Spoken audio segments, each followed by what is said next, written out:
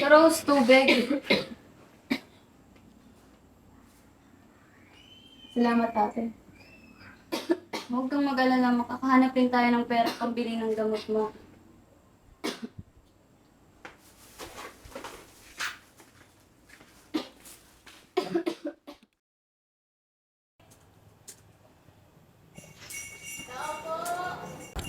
Tao po! Tao po! Sinong nandyan? Sino yan? Binis! Ako to yung dating kaklase mo, si Jana! Uy, si Jana pala to eh. Ba't ka na pa rito? Pasok ka.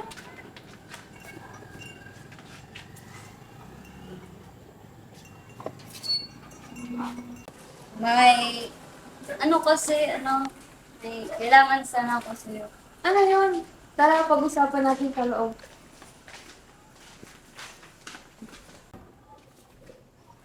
Halika, maupo ka.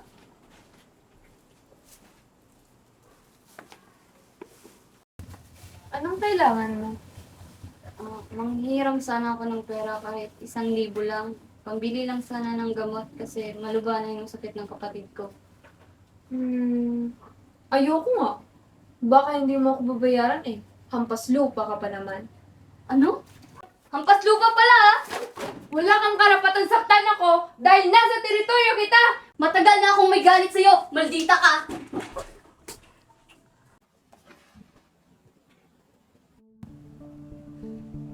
Kailangan ko ng pera.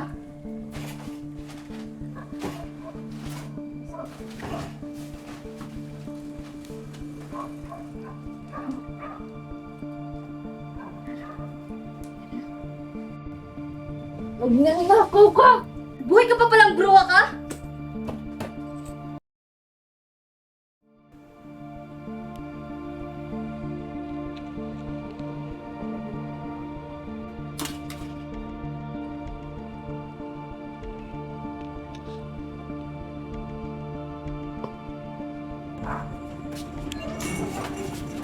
Sino ka?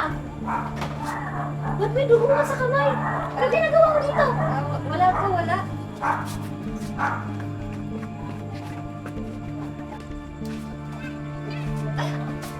Siguro may magbili ko kung nakapasok.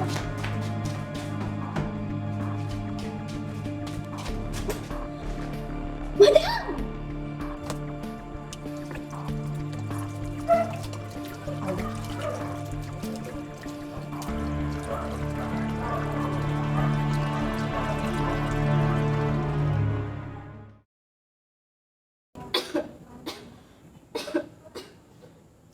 Rose! May pera na tayo. May pambili na ako ng gamot mo. Saan mo na ko yung pera na yan, ate? Ah, ano? Ba't ang pula ng kamay mo? Ah, ito. Wala to. Ano lang to? Sa trabaho ko lang. Bili mo na ako ng gamot mo. Ba't parang may mali? Ba't parang may ginawang masama si ate?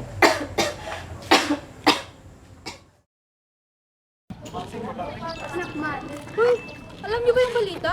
Tingnan niyo. Hoy, Rose, alam mo bang nangyari? Ha? Mamatay tao yung ate mo. Hindi yan magagawa ng ate ko. Ito yung ebidensya. Gusto mong samahan ka namin sa presinto? Sige. Mga pulis! Mga pulis! Nais po kaming isumbong na krimen. Anong klaseng krimen ba yan? Ito.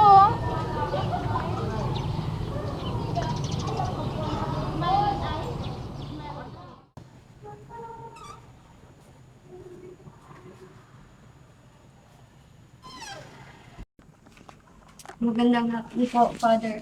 Magandang hapon. Bless me for I have sinned. It's been 3 years since my last confession. May malubang sakit po kasi yung kapatid ko at kinakailangan ko po ng perang pambili ng gamot niya. At wala na po akong maisip na paraan kundi ang magnakaw. Ngunit hindi ko po sinasadya na mapatay ang dati ko pong kaklase para lang sa pera. Ang Diyos ay walang pinipili at ikaw ay kaya niyang patawarin kung handa kang pagbayaran ang iyong mga kasalanan sa malinis na paraan. Magdasal ka ng buong puso, 5 Ama namin, 3 Himaya ka Maria, at isang personal na panalangin para sa taong naagrabyado mo. Humingi ka rin ng tawad sa pamilya niya, sa Diyos, at maging sa sarili mo, at tiyak mapapatawad ka ng Diyos. O my God, I am heartily sorry for having offended thee, and I detest all my sins because of thy just punishments, but most of all because they offend thee, my God, who art all good and deserving of all my love. I firmly resolve, with the help of thy grace, to sin no more, and to avoid the near occasion of sin. Amen. Panginoon, naway patawarin mo ako.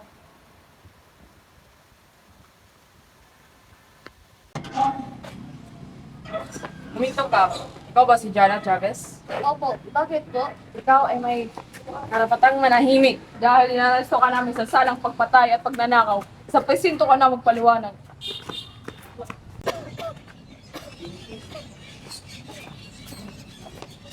Sana maintindihan mo yung ginawa ko. Mahal kita. Tama na yan! Tara na!